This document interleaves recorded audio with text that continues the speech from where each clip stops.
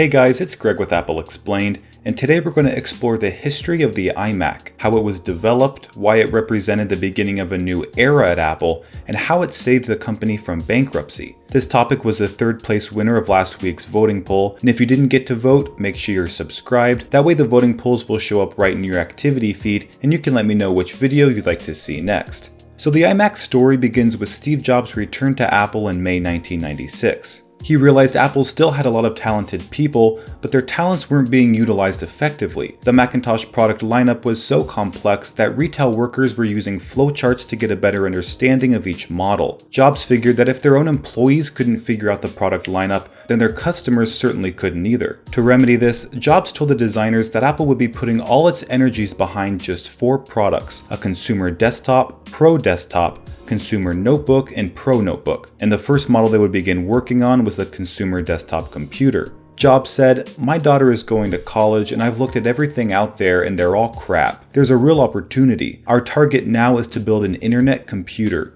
He was envisioning the iMac and he was betting the company on it. So what was his vision for this computer exactly? Well, Jobs wanted an inexpensive computer, something that would appeal to mainstream consumers eager to try out the internet, which was just becoming popular thanks to Netscape's Navigator browser, cheap modems, and an explosion in internet service providers like AOL, which offered inexpensive internet access plans. And he wanted it quickly. He'd made cuts to Apple to make it more lean and efficient, but he needed new products as soon as possible to recover from plummeting sales. At the time, Apple's cheapest computer was $2,000, more than $800 above the average Windows PC. To be competitive against cheaper Windows offerings, Jobs initially pushed for a radically stripped back machine called a network computer, or NC for short, a popular concept in Silicon Valley at the time. The NC would be a cheap, simple terminal that connected to a central server over the internet. It had no hard drive or optical disk drives, just a screen and a keyboard. It was perfect for schools and workplaces, and it seemed, at first glance, ideal for consumers eager to access the internet.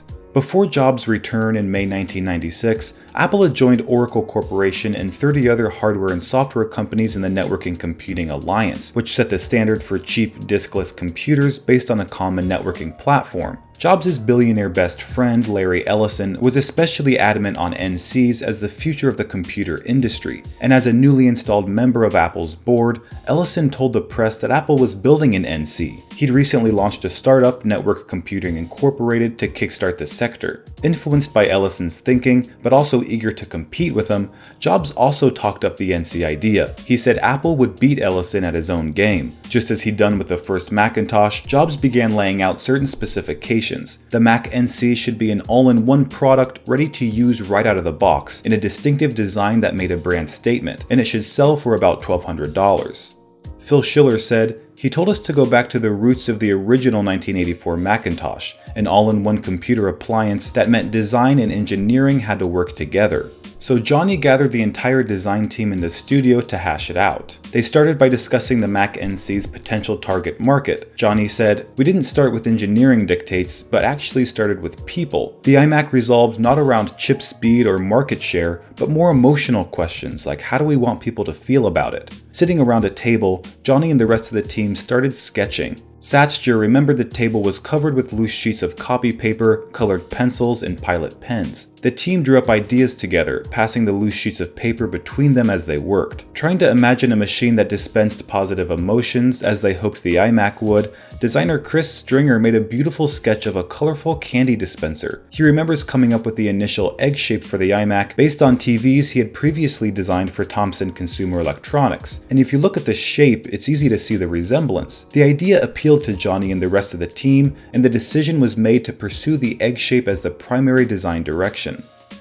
During that first month, Johnny's team built at least 10 models for the Mac NC, but they didn't show them all to Jobs. Johnny's team knew right away they wanted the egg shape, so they shared only variations of that shape. Satcher said, "When it came to showing models to Steve Jobs, we would select models that we ourselves thought were good. Steve would then approve or not. Many times he'd simply say no to a model design, but we never presented anything to Steve that we didn't want him to pick."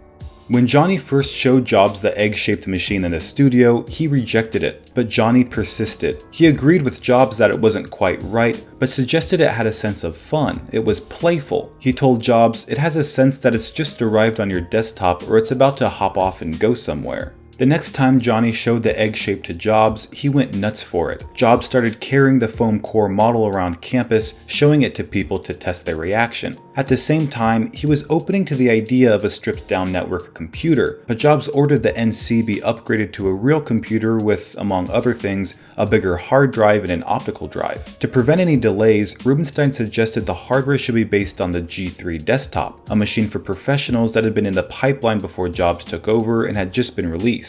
The iMac was going to be made in plastic. It would be an unashamedly plastic product in Johnny's words, but plastic came with difficulties. Johnny said, "We didn't want it to look trashy. There's a fine line you walk between affordable and cheap. We certainly wanted it to appear affordable, and we wanted to make it clear that this isn't a terrifying technology, a technology that still alienates a huge number of people." Johnny's group made models in a reddish blue, almost purple, and in orange, but the solid plastic looked cheap, so someone suggested the case be transparent. Johnny immediately approved of the idea. Transparent plastic had already started to creep into some of Apple's products, like printer trays and covers, and the clamshell-shaped eMate designed by Thomas Meyerhofer, who said that translucency gave the eMate a sense of accessibility by allowing users to see inside. Once Johnny decided to make the iMac transparent, he realized the internals would have to be designed with care too, since they would now be visible to users. So the transparency added a sense of accessibility, but in order to give the iMac an even more approachable feel, the designers added a handle on top. For Johnny, the handle on the iMac wasn't really for carrying it around, but to spark a connection with the consumer by encouraging them to touch it. It was a subtle but important innovation that would change the way people interacted with computers. The idea came with a downside though, since manufacturing a recessed handle wasn't cheap, and at the old Apple, the addition wouldn't have been approved. But things were different with Steve Jobs at the helm, because when he saw it, he simply said, "That's cool," and didn't let the manufacturing cost hinder the iMac's great design. But there was one thing Jobs didn't want on the iMac, and that was legacy technology like the old ADB, SCSI, and serial ports. Instead, the iMac included Ethernet, infrared, and USB. He also abandoned the floppy drive, a decision that drew more backlash than any other. These changes reflected Jobs' simplification philosophy, which would soon come into play in many other products down the road.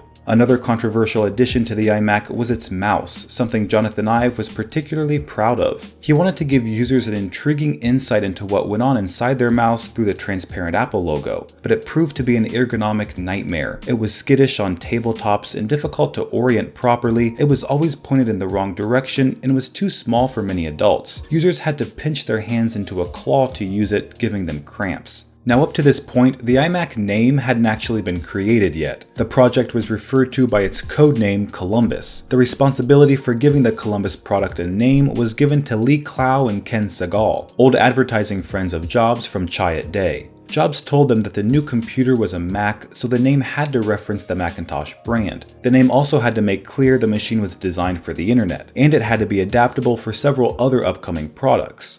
Segall came back with 5 names, but there was one in particular that he loved, iMac. It referenced the Mac, and the I stood for internet, but it also meant individual, imaginative, and all the other things that it came to represent. Unfortunately, Jobs rejected all 5 names, but Segall refused to give up on iMac. He went back a second time with a few new names, but again pitched iMac. This time, Jobs said, "I don't hate it this week, but I still don't like it." Segall heard nothing more about the name from Jobs personally, but friends told him that Jobs had the name silkscreened onto prototypes of the new computer, testing it out to see if he liked the look. And to Segall's surprise, the name ended up on the final prototype. He came to believe that Jobs changed his mind just because the lowercase I looked good on the product itself. There were still bumps in the road ahead though. The day before the launch, while practicing his presentation with an iMac prototype, Jobs pressed a button on the front of the iMac and a CD tray slid out. This prompted a "what the F is this" from Jobs, who had been expecting a slot loading drive which were just starting to appear on high-end stereos. No one said a thing, but Jobs flew into a full-on rage. Rubinstein had chosen a tray drive to keep pace with rapidly changing CD technology. With writable CD drives on the horizon, Rubinstein knew a slot loading drive would put the iMac a generation behind. He insisted that Jobs had been aware of this, but Jobs became so upset he almost canceled the launch. Phil Schiller later said that that was his first product launch with Steve and the first time he saw his mindset of, "if it's not right, we're not launching it." Jobs was only satisfied when Rubinstein promised to replace the CD drive in the next version of the iMac. On May 6, 1998, the following day, Jobs unveiled the iMac at a packed Flint Center in Cupertino, the same venue where Apple introduced the original Macintosh 14 years earlier. Let's take a look at how the audience reacted to seeing the iMac's radical design for the first time.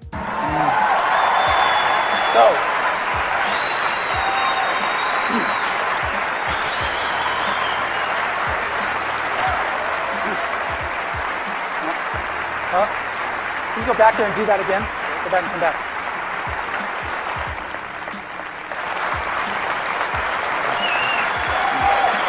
Thank you.